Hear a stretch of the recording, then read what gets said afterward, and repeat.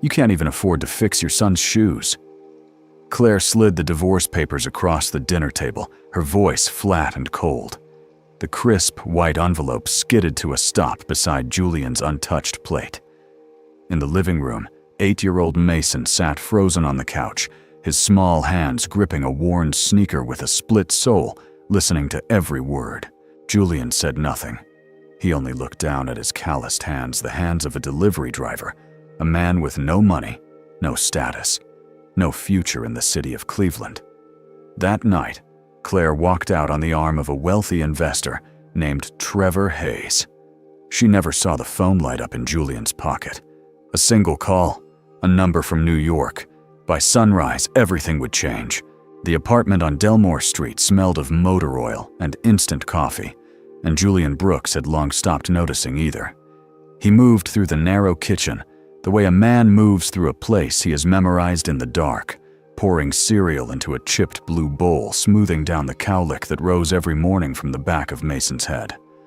The boy ate with his elbows on the table, swinging his legs beneath the chair, and Julian watched him with total, unbroken attention. It was the shoes that started it. Or rather, the shoes were the thing Claire pointed to, though everyone in that small apartment understood. The shoes were never really the point. Mason's sneakers had split along the left sole 3 weeks earlier.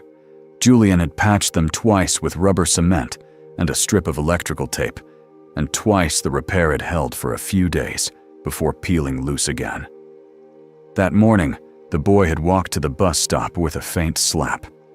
Slap following each step, and a girl in his class had laughed, and Mason had come home quiet in the particular way that told Julian something had been bruised that no bandage could reach. Julian had knelt on the kitchen floor that evening, the sneaker in his hands, turning it patiently, looking for the seam where it had failed. He had the hands of a man who fixed things.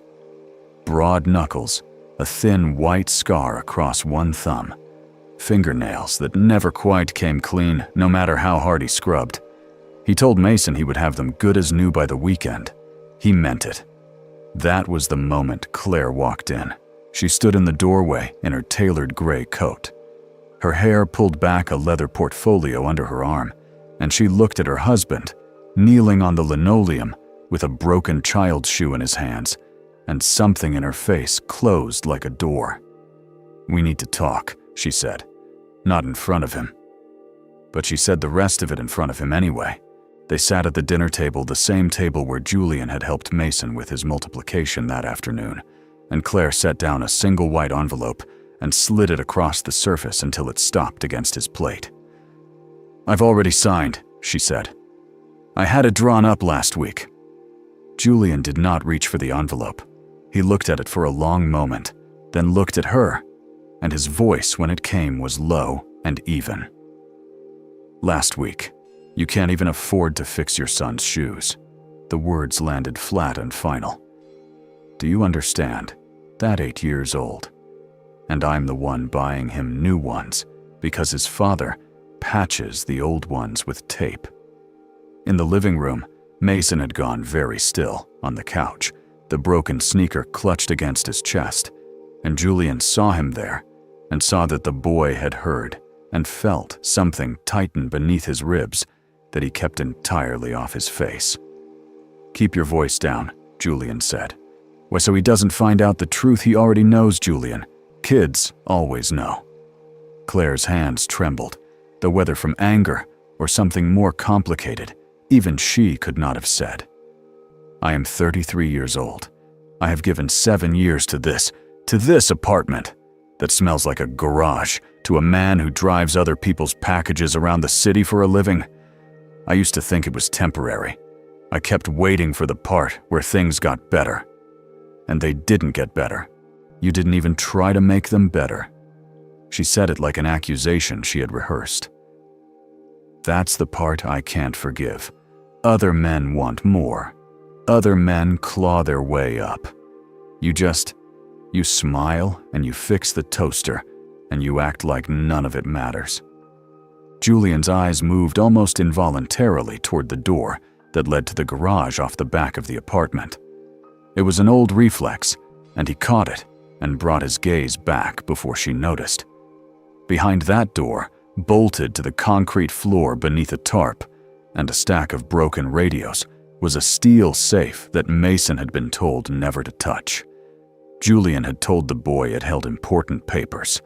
That was true as far as it went. "None of it matters the way you think it matters," Julian said quietly. Claire laughed a short, brittle sound. "That. Right there.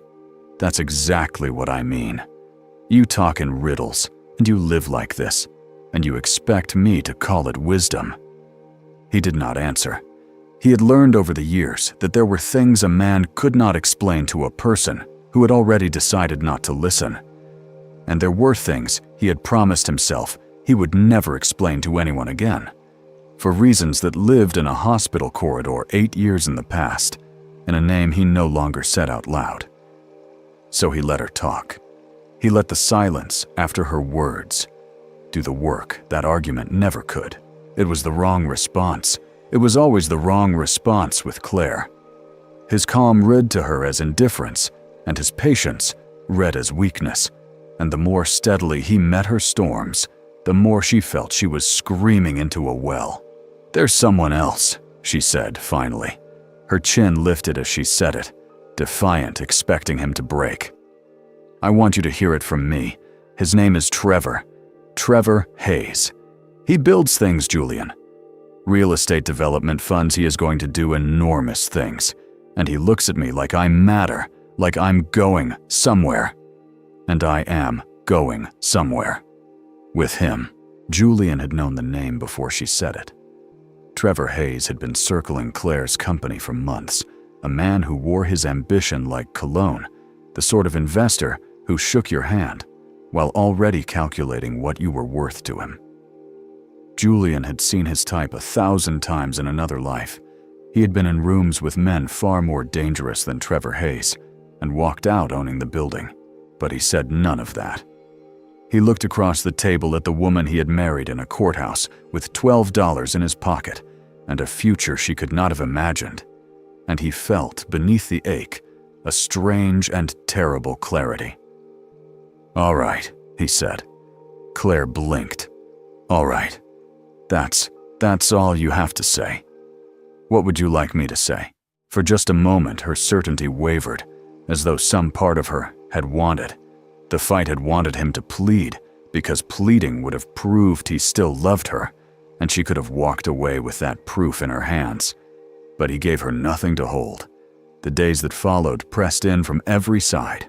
On Tuesday, the landlord, a heavy-set man named Walter Pruitt, who owned half the block and treated his tenants like a debt he resented, taped a notice to their door. The rent was 3 weeks late. Julian had the money, or could have had it in 20 minutes with a single phone call, but he counted out what he had in the coffee can above the refrigerator and came up short by $60, and he asked Pruitt for 2 more days. And Pruitt told him that men who couldn't make rent had no business raising a child in an apartment they couldn't pay for. On Wednesday, Julian came down to the street and found his delivery van with 2 slashed tires and a long key gouge raked down the driver's side. The side mirror snapped clean off and lying in the gutter. Nothing had been stolen. That was the detail that stayed with him, turning over in his mind as he crouched beside the ruined tire. Vandals took things. This was a message. Someone wanted him to understand that staying was going to cost more than leaving. He did not yet have a name for the hand behind it. But Julian Brooks had spent his entire adult life reading the difference between chaos and design. And this had the cold fingerprints of design all over it. Mason came down the stairs in his socks, while Julian was sweeping the broken glass into a dustpan. The boy looked at the van and at his father kneeling on the asphalt, and his small face did something complicated. "Was it the bad kids from the corner?" Mason asked. "Maybe. Mom says we're moving." Julian set down the dustpan. "Did she?" "She says we're going to live somewhere nicer, with Trevor." Mason scuffed one taped sneaker against the curb. "I heard her on the phone. She said," he stopped and looked at his shoes, and Julian waited, because he had learned that the boy would find the words if no one rushed him. She said, "You're never going to be somebody." She said, "You're never going to be successful." Something passed across Julian's face, then swift and deep gone almost before it arrived. "Come here," he said. And Mason came and Julian crouched, so they were eye to eye on the broken sidewalk. "Listen to me. There are things people say when they're afraid. Your mother is afraid. People who are afraid sometimes hurt the people closest to them, because those are the only ones standing close enough to reach." He took the boy's chin gently in his oil-stained fingers. "But I need you to remember something. Some things, once they're lost, you can never get them back. Do you understand that?" Mason did not understand it, not fully. He nodded anyway, because his father's voice had gone very quiet and very serious, and because the boy trusted that voice more than anything in the world. Friday. Julian signed the papers. He did it at the kitchen table at 6 in the morning before Mason woke with the same pen he used to sign delivery manifests. He did not read the document. There was nothing in it he needed to see. Claire watched from the doorway in her gray coat, and when he pushed the signed pages back across the table, she gathered them quickly, almost guiltily, the way a person grabs something before it can be taken back. "Trevor's sending a car for me at noon," she said. "I'll come for my things this weekend. Mason will work out Mason." "We'll work out Mason," Julian repeated, and there was something in the flatness of it that made her look up sharply, but his face told her nothing. She lingered at the door. Whatever she had imagined this moment would feel like it was not feeling like that, and the wrongness of it unsettled her more than tears would have. "You're really not going to fight," she said. It was not quite a question. "There are things worth fighting for," Julian said. "And there are people who've already made their choice. You made yours a long time ago, Claire. I just signed the paper that proves it." She left at noon. A black sedan idled at the curb beside his ruined van, and a driver in a dark suit opened the rear door, and Claire Brooks slid into a world of leather and quiet and climate control, and did not look back at the window where her son stood watching. That night, Julian sat alone at the kitchen table after Mason had gone to bed. The apartment was very quiet. The coffee can sat where it always sat. The broken sneaker lay on the counter, where he had finally finished mending it that afternoon, the new soul-holding firm ready for Monday. His phone rang at 11 minutes past 10. He knew the number before he turned it over. A New York exchange, a private line that fewer than a dozen people on Earth possessed. He had not heard it ring in nearly 2 years. He had hoped in some quiet and unrealistic corner of himself that it never would again. He answered on the third ring. The voice on the other end was crisp, urgent, and unmistakably afraid, in the controlled way of men who are paid never to sound afraid. It was the chairman of the board of Black Ridge Holdings, and he spoke for 90 seconds without interruption, and Julian listened, his expression unchanging, his eyes on the mended shoe across the room. The Mercer merger, the largest acquisition the firm had ever attempted, $11 billion in motion across 3 continents, was collapsing. The architecture of the entire deal had been Julian's, designed years ago and left dormant, and now that it was failing, there was exactly one person alive who understood it well enough to save it. The board had voted. They needed him. Not his advice relayed through proxies and anonymous lines, as it had been for 2 years. Him. In the room. Visible. "You understand what we're asking," the chairman said. "You understand what it means. We can't keep you in the dark anymore, Julian. If you do this, then sooner or later, the whole world is going to know exactly who you are. There's no putting that back in the box." Julian was quiet for a long moment. Through the thin wall, he could hear his son's slow, even breathing in the next room. "I understand," he said. He set the phone down on the table. He sat there in the dark a while longer in the cramped apartment that smelled of motor oil and instant coffee, the apartment a woman had just left because the man who lived in it would never be somebody. Then he rose, crossed to the doorway of Mason's room and stood, watching the small shape rise and fall beneath the blanket. "Tomorrow," he said softly to the boy, to himself, to a city that had no idea what was coming. Tomorrow, everything changes. By the next morning, the financial world had its headline, even if it did not yet have a face to attach to it. A formal valuation filed quietly through Blackridge's attorneys before dawn made it official in the language that such things require. The founder of Blackridge Holdings, still unnamed, still nothing more than a signature, and a fund, was now recognized as the wealthiest man in the state of Ohio. The number ran across the morning programs. Reporters chased the name behind it and hit the same wall they always hit. And on Delmore Street, the richest man in Ohio made cereal. Julian did nothing to suggest the world had shifted beneath him in the night. He smoothed the cowlick. He drove Mason to school in a borrowed truck because the van still sat on its rims at the curb, and he kissed the top of the boy's head and told him to be good. And he watched until the small figure disappeared through the school doors. To anyone who passed him on the sidewalk that morning, he was exactly what he had been the day before, a delivery driver in a worn jacket. A man the city had no reason to notice. That was deliberate. Julian had spent 2 years learning that the most powerful thing a man could do was remain unseen until the precise moment seeing him would cost his enemies everything. He had been named. He had not yet been found. There was a difference, and he intended to choose the hour the difference closed. In the weeks that followed, the world arranged itself into the shape Claire had chosen. She appeared in places she had only read about before.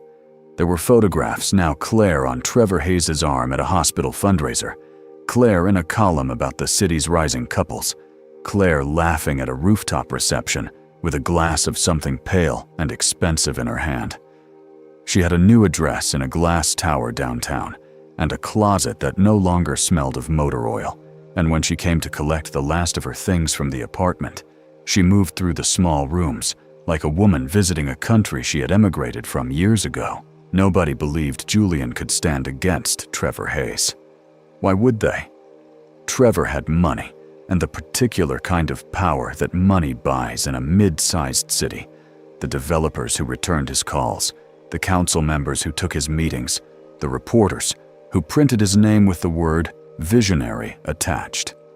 He had begun in small and untraceable ways to make Julian's life narrower. A word to Walter Pruitt about the eviction.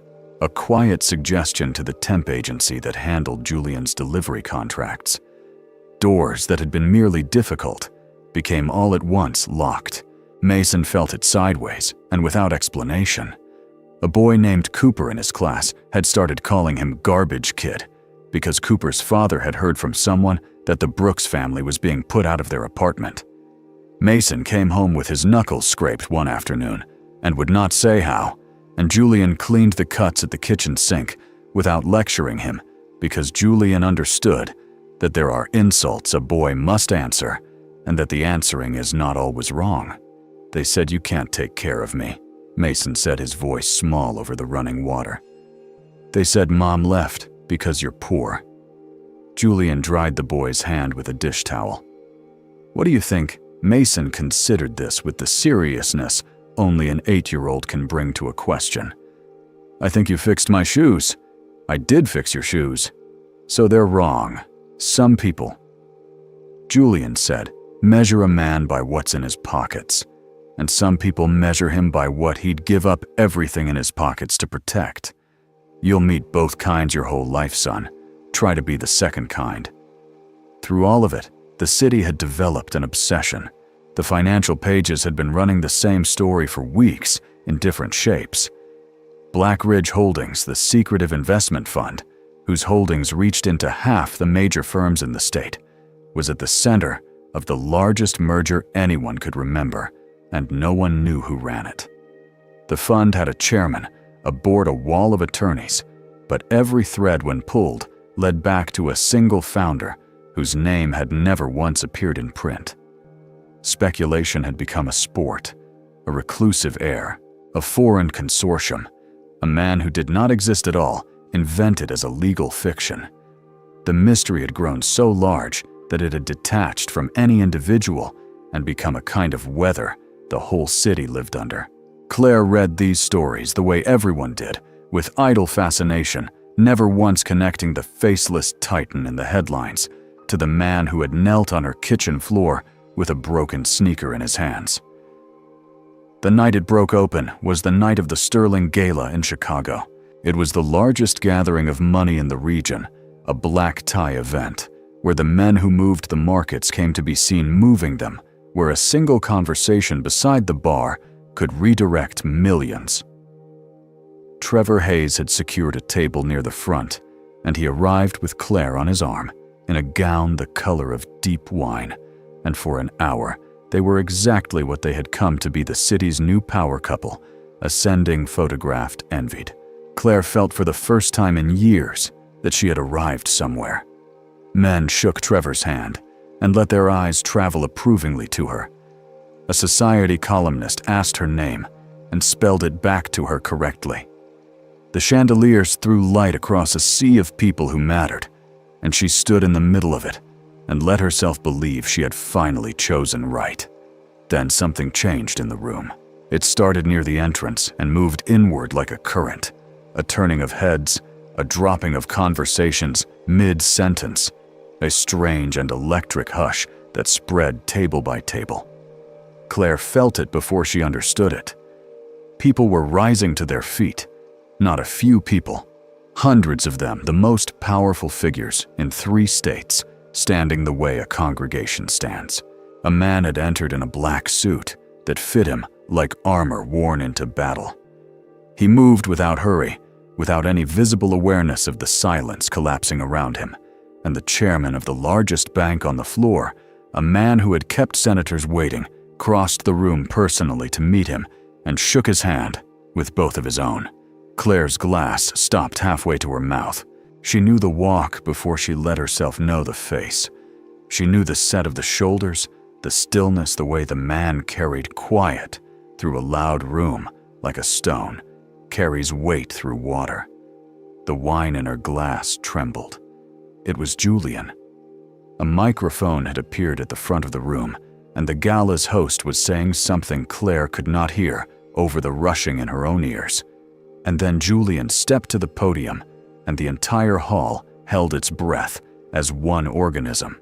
"For 2 years," Julian said, and his voice filled the room without effort, the voice of a man who had never once needed to raise it. "You've been asking who built Black Ridge Holdings, who designed the Mercer architecture, who has been sitting behind the curtain while the rest of you guessed." He let the room wait. "My name is Julian Brooks. I founded Black Ridge Holdings 11 years ago. I am its principal and its majority owner, and the merger that half the people in this room have staked their year on lives or dies by a decision I will make this week." The hall did not erupt. It did something stranger and more total. It went utterly silent. The silence of several hundred powerful people simultaneously recalculating everything they thought they knew. Claire could not breathe. Her mind threw images at her faster than she could refuse them. The riddles he spoke in, the phone calls he took in the next room and never explained, the men who had appeared at the apartment over the years, expensive men in expensive coats, who Julian always met outside and sent away before she could ask.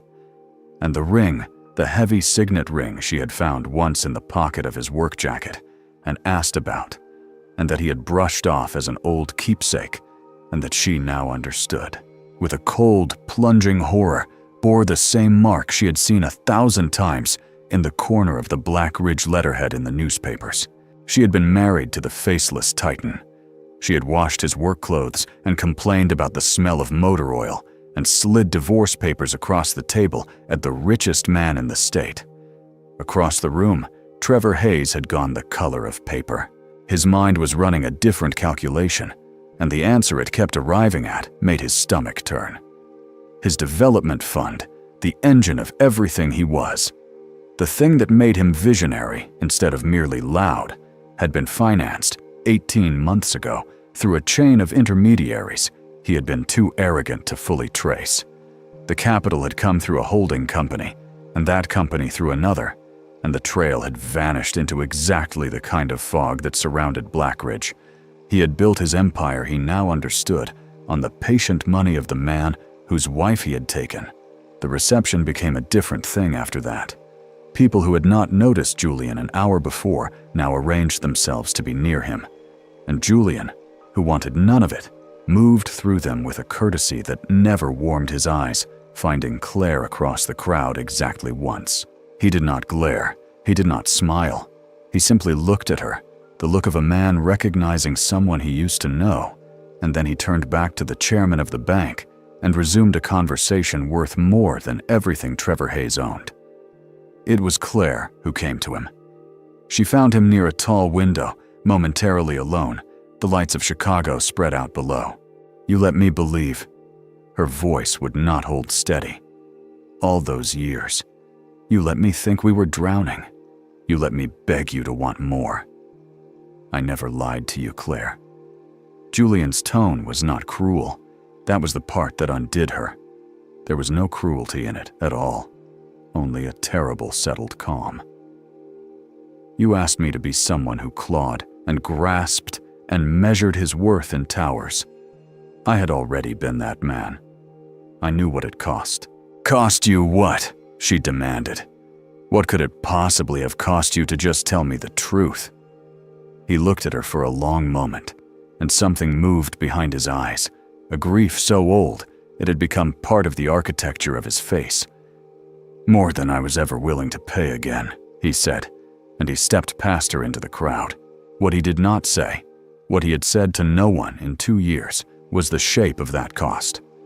There had been a woman before Claire Mason's mother, Eleanor, who had loved Julian when he was rising and ruthless and never home, who had been pulled into the machinery of that world until it ground something essential out of her. The men he did business with had treated her as leverage. The pressure had not relented even when she grew ill, and it had been there at the end, in a hospital corridor, when Julian finally understood that the empire he had built had become a thing that ate the people he loved. He had walked away from all of it the week after the funeral.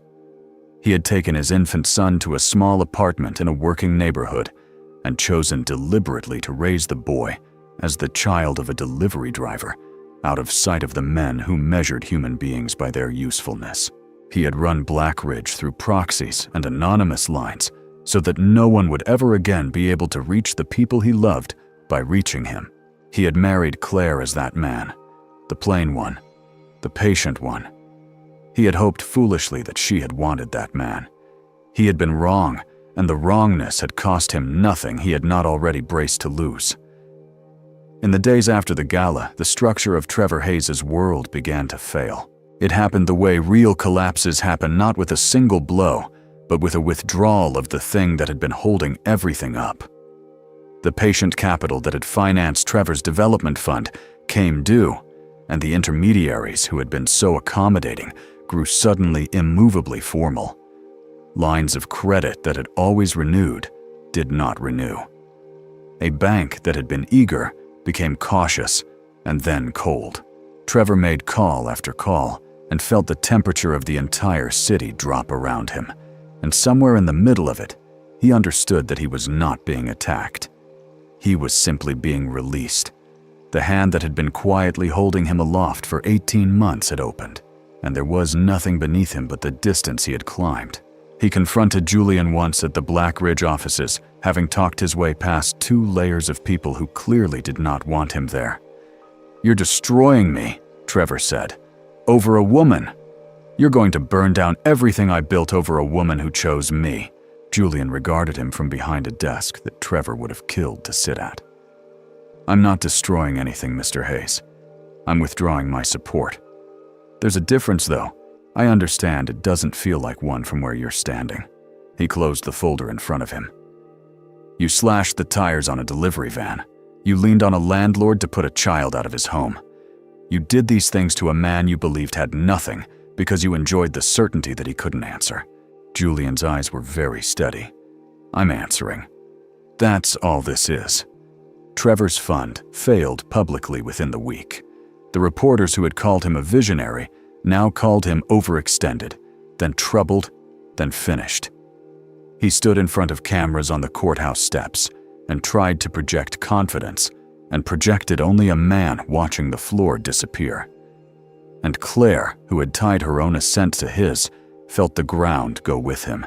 She came to the apartment on Delmore Street on a Thursday evening. The van had new tires now. The eviction notice was long gone. She stood in the doorway of the home she had fled, in a wine-colored gown, dressed now in plain clothes, her face stripped of the certainty she had worn for years. "I made a mistake," she said. "Julian, I made a terrible mistake. We were a family. Mason needs we could be a family again. For him. For Mason." In the next room, the boy had gone still, listening the way he had listened on the night this all began. Julian set down the wrench he had been holding. He looked at the woman in his doorway for a long moment, and when he spoke, there was no anger in it, which was somehow worse than anger. "You didn't leave me when I was poor," he said quietly. "I could have forgiven that. People are afraid of being poor. I understand fear better than you know." His voice did not rise. "You left me the moment you decided I had no value. That's the part I can't undo, Claire. You looked at the man who fixed your son's shoes, and you saw nothing worth keeping. And nothing I am now. None of it changes what you saw then." Her face crumpled. "That's not fair." "No." Julian agreed. "It isn't. Almost nothing about any of this has been fair." He turned back to his work. "The car's still running rough on the left side. You should have it looked at before you drive home." She left in tears. Trevor was finished his name a cautionary tale in the columns that had crowned him. Her own company had begun quietly to distance itself from the woman attached to the season's largest scandal. And in the next room, an 8-year-old boy sat very still on the couch, having heard his mother beg and his father refuse, having understood for the first time and all at once that the warmth he had always taken for granted in that small apartment was something a person could choose to throw away, and that his mother had chosen it. He did not run to her when she left. He did not say goodbye. That more than anything Julian could have done was the thing that broke her heart. The story did not stay in the financial pages for long. It was too good to stay anywhere.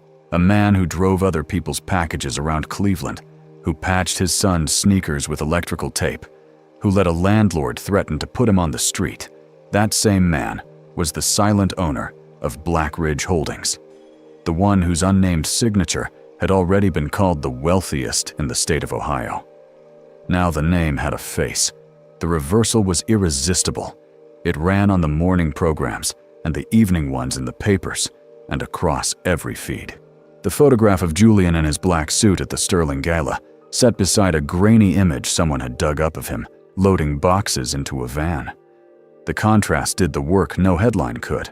The city that had not noticed Julian Brooks now could speak of nothing else. He hated it. That was the truth no one printed. He moved through the noise with a stillness that the cameras read as mystique, and that was in fact only a man enduring exactly the thing he had spent years protecting his son from. He gave no interviews. He let the firm's attorneys handle the requests, and he kept driving Mason to school himself through a small crowd of photographers that thinned a little more each morning, until eventually they stopped coming altogether. Claire did not fare as well in the telling. The woman who had left the secret billionaire for a man who collapsed within the month became, in the public imagination, a kind of cautionary figure.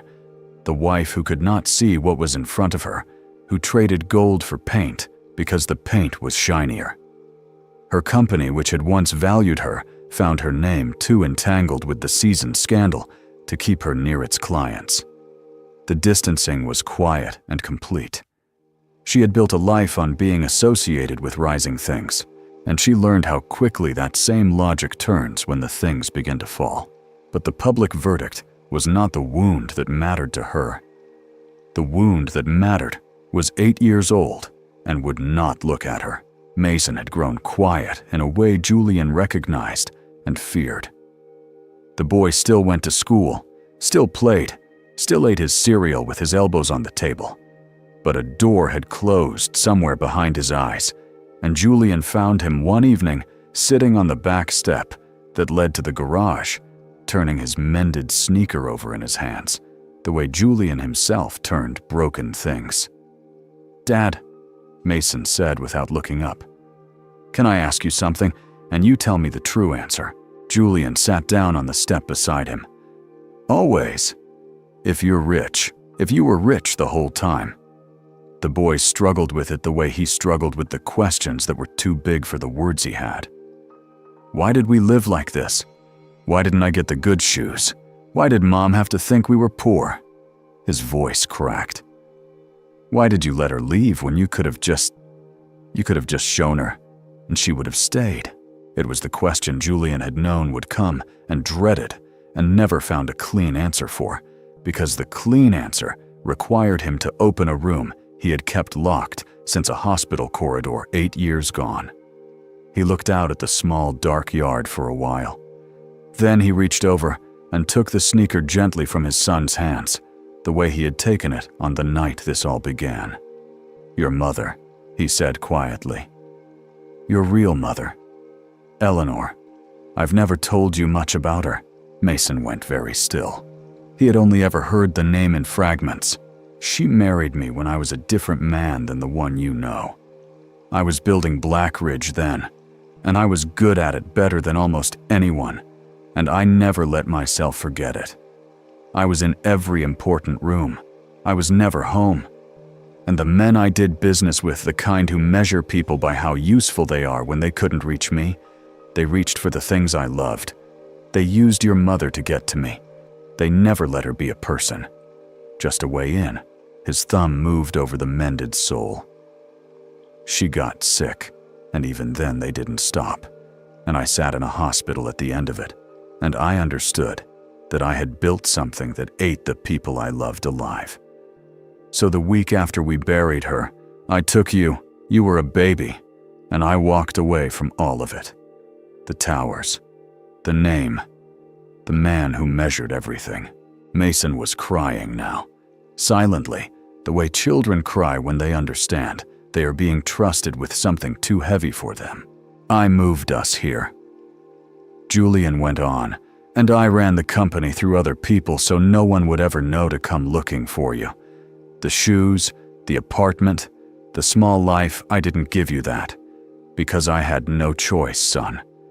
I gave it to you on purpose, because I had already watched what the other life does to the people inside it. I wanted you to grow up knowing what a man is actually worth before anyone ever told you what he's worth on paper." He set the shoe down between them. "And your mother, Claire. I hoped she had married the delivery driver because she wanted him. When she found out she hadn't, she'd already shown me which man she'd been waiting for the whole time. I couldn't have shown her the truth to keep her Mason. The truth was the one thing that would always send her away." For a long moment, the boy said nothing. Then he leaned against his father's side, and Julian put an arm around him, and they sat together on the step in the dark, while something in Mason's small frame slowly unclenched. "I'm glad you fixed my shoes," Mason finally said. "So am I," said Julian. What Julian did with the months that followed told the city more about him than any interview could have. He started a fund in Eleanor's name, a scholarship for the children of working families, the kind of families who lived on streets like Delmore, whose children walked to bus stops with split soles and learned early what other children thought of them for it. He did not put his own name on it. He put hers. The first checks went out before most people even knew the fund existed. Then he bought the block. He bought the building he had nearly been evicted from and the 3 buildings around it, and he did not raise a single rent. Walter Pruitt, who had taped an eviction notice to a struggling man's door, found himself selling to that same man and retiring on the proceeds. And Julian let him keep his dignity in the deal, because Julian had stopped a long time ago needing to win the small ones. The families who lived there, The ones Trevor Hayes would have cleared out for something, Glass and Tall stayed. Their rent stayed. The neighborhood that had nearly swallowed Julian became quietly the safest place to be poor in the entire city. Trevor Hayes did not recover. A financial review of his fund's collapse turned up the kinds of things such reviews turn up when a man has been more concerned with appearing successful than with being solvent. He was investigated, and the investigation found enough to finish whatever the bankruptcy had left standing. He left the city eventually. The columns that had crowned him forgot him with the same speed they had once celebrated him, which is the only mercy that world reliably offers. Claire tried in the slow and stumbling way of someone who has finally understood the size of a thing too late to find her way back to her son. She did not ask Julian for money. To her credit, and Julian noted it privately. Without softening toward her, she never once asked for money. She asked only for time with Mason, and Julian gave it, because whatever had ended between the two adults, the boy had known her as his mother for nearly all his life, and Julian would not be the man who took her from him out of spite. He had watched what spite did to families. He had buried the proof of it, but the thing between Claire and Mason did not mend the way she needed it to. The boy was polite with her. He was even sometimes kind. But the unguarded trust that had once flowed toward her without thought was gone, and it did not come back, because trust like that is not a thing a person can rebuild on a schedule. He had heard her call his father someone who would never be anybody. He had watched her walk out to a black car without looking back at the window where he stood. Children forgive a great deal. They do not forget being shown exactly where they rank. Claire learned to live inside that. It was perhaps the truest education she had received in years, that some things once lost, you do not get back, no matter how the ledger of your life is later corrected. A year passed. By then, Julian Brooks had become a different kind of public figure than the headlines had first made him. Not the secret billionaire, not the man who had been thrown away and vindicated, but something steadier and harder to package. People told his story to each other as a lesson, though they did not always agree on what the lesson was. He let them. He had stopped long before caring what a room full of strangers decided he meant. He still drove Mason to school every morning. He could have hired a car and a driver and a security detail. The firm's people had begged him to. He drove the boy himself in a car that was nice now, but not showy, and he walked him to the doors, and the photographers were long gone, and it was just a father and a son, and the ordinary gray light of Cleveland in the morning. On a Saturday in the spring, Julian stood at the edge of a blacktop court behind Mason's school, watching the boy play basketball with a knot of other children. Mason had grown an inch over the winter. He laughed more easily now than he had in the dark months after the gala. His shoes were good ones, but Julian had noticed that the boy still kept the old mended pair in his closet and would not let them be thrown away. And Julian had decided not to ask him why, because he thought he already knew. Another parent drifted over to stand beside him at the fence, a man Julian did not know watching his own kid out on the court. He glanced sideways, taking in the unremarkable jacket the quiet bearing, and something clicked. "Hey," the man said, half disbelieving. "Aren't you? You're him, aren't you? The Blackridge guy. The billionaire." He gave a short laugh. "What are you doing standing at a grade school basketball game? You're really that guy." Julian watched his son sink a shot and turn, grinning to find his father's eyes in the small crowd, checking the way children check that the one person who matters is still there and still watching. Julian raised a hand to the boy. Then he turned back to the stranger, and a faint smile touched the corner of his mouth. "No," Julian said. "I'm just a father trying to do right by his son." The man started to say something else, but Julian had already turned back to the court, his whole attention given over to the boy in the good shoes, who had once worn taped-up ones, and after a moment, the stranger let it go. Out on the blacktop, Mason called something to his father and pointed at the hoop, promising another shot. And Julian nodded and called back that he was watching. that he was always watching, and the morning light came down soft over the court and the fence, and the man who had once been named the richest in the state, and wanted in the end only to be exactly where he was. The strongest man is not the richest one. He is the one who keeps a tender heart after losing everything.